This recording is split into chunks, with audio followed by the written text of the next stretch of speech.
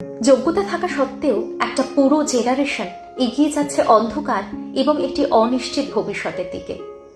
এরা কেউ জানে না কবে সবকিছু ঠিক হবে।